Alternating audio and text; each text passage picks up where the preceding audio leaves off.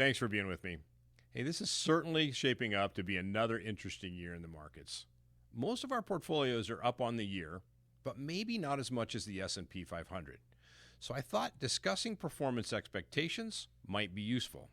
Why? Because I get a ton of questions that ask me why my account doesn't keep up with the S&P 500, and the answer is we don't set that as our benchmark. We don't build portfolios that look like that benchmark.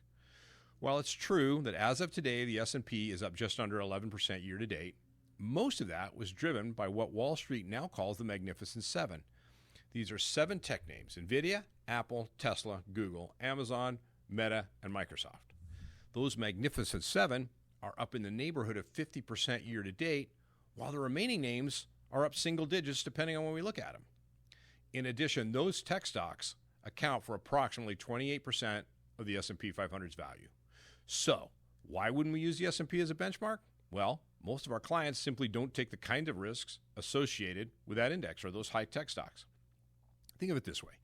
If I suggested you buy a bunch of stocks, 30% of which were high-flying tech stocks, and nothing else, you'd likely tell me no.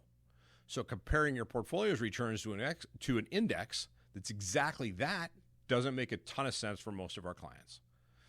Put another way, the majority of the stock market is basically flat, slightly up on the year. Hang in there. We believe that the Fed needs some data that will make them believe that inflation is cooling off or slowing so they can stop raising rates. And we think that's coming.